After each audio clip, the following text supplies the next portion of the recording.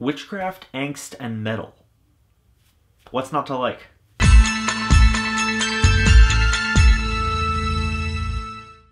I love this part. I don't think the devil's role is to create evil, rather to expose the evil in the hearts of men by challenging their loyalty to God. That's cool. Pyewacket is the newest film from IFC Midnight. It's directed by Adam McDonald, and it stars Nicole Munoz, Laurie Holden, and Chloe Rose. And it tells the story of a troubled teenager named Leah, who is in a strained relationship with her mother.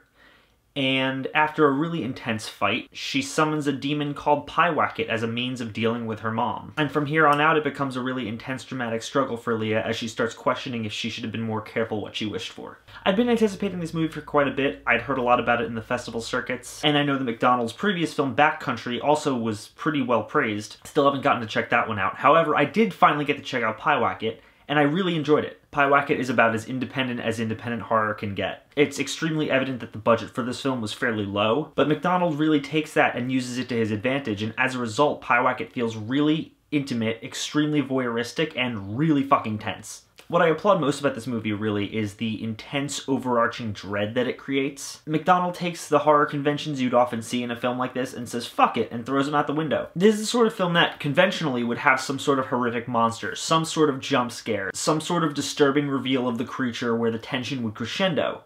But instead, McDonald takes all that and turns the whole movie into one giant crescendo of tension. There's a purveying dread throughout the whole film, to the point where even as the credits roll, the tension's never really alleviated. You never leave that moment of intensity from the moment that Leah summons the demon, and that's mainly due to three elements. The first is the camera work. I've used the word voyeuristic a few times, and there's a reason for that. McDonald intentionally uses a lot of Steadicam in this film. There's a lot of handheld camera work, and it's extremely evident that it's completely intentional in this film. It lends really well to the overall level of intensity that this film wants to keep you at, and from the moment of Pyewacket's invocation, the camera almost becomes a demonic point of view cam. Think the camera work from Evil Dead with the camera pushing through the forest, but for 90 minutes. It gives you the sense of watching the leads through the eyes of an otherworldly force that's constantly present and is constantly watching everything they do. On top of that, the film uses a lot of really tense close-ups on characters. So much so that the sparing few wide shots that are used in this film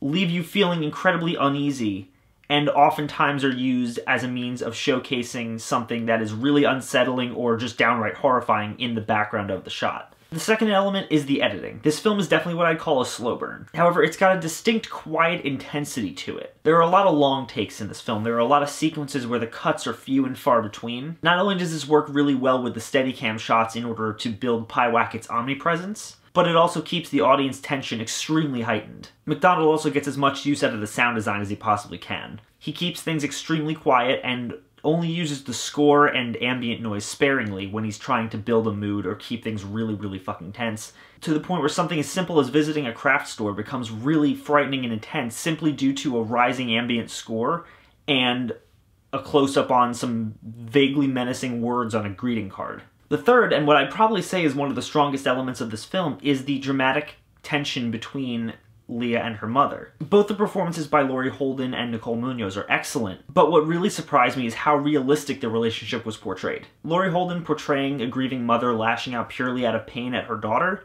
was surprisingly believable, and I wasn't expecting that. I guess it goes to show not to trust advertising, but based on the trailer for this film, I expected her to be very two-dimensional and bitchy, and what I got was completely different than that. I was really surprised at how layered and understandable her character was, and how complex and believable her relationship with Leah was. Which of course makes everything following the demonic summoning that much more intense, because her mother doesn't at all deserve the fate that Leah sentenced her to. There are actually a few sequences in this film I found really, really effective. The first is Pyewacket's summoning, which is just very jarring and disjointed and feels very nightmarish, and is the first use of one of those aforementioned wide shots that I talked about. The second is a sequence involving the attic, which I have never been so tense because I fully expected to see something, and it just left me very uneasy. The third is a sequence involving Chloe Rose's character Janice and Leah walking out into the woods at night, and it felt like something straight out of the Blair Witch Project. And then the fourth is the use of the other aforementioned wide shot, which takes place in the climax of the movie and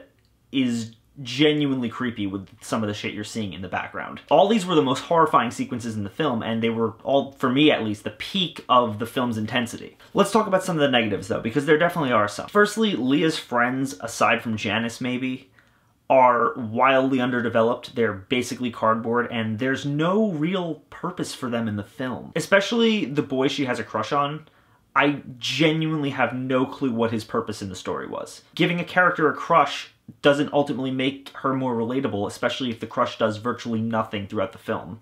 They never even, like, have a real romantic moment aside from, like, awkwardly giggling with each other in the car. The second is that, as you get into the third act, it does start kind of falling on some horror cliches. There are some elements that feel lifted straight out of the Babadook, and while those are few and far between, there's also a scene where Leah talks to an occult expert on FaceTime, and he just kind of dumps some exposition on her. But nothing that he gives her is really, like, specifically related to his area of expertise. It's all stuff that she could have probably found on the internet. So the sequence just feels like it's been done a million times before, and it doesn't really feel like it's necessary to the film. That being said, though, I genuinely enjoyed Pyewacket. It's a film that, even as I'm sitting here talking about it, it's growing on me more and more. I'd actually highly recommend checking it out, and I'm gonna say that Pyewacket is solid. It's a really well-crafted independent horror film that turns a lot of conventions on their heads and keeps things extremely tense throughout most of its runtime. It's definitely among the better films I've seen this year, and I would definitely say y'all should check it out. As always, guys, thank you so much for watching. If you like this channel and you want to continue supporting us, click down there and like and comment and subscribe. If you really like this channel, we have a Patreon now. You can click down there, there's a link in the description, and there are some really cool rewards as incentives, everything from a special thanks in all the videos to you getting to pick a movie I review once a month. Patronage is on a per video basis, so you get to choose how much you want to actually give me per month if you want to give anything at all. So if you want to see me be able to improve this channel and give you guys new and better content to watch, please consider donating, guys. Even $1 would be super beneficial and help. I appreciate it so much. And as always, guys, once again, thank you so much for watching, and I will see you very soon. Leah, just let me in. Just open the door.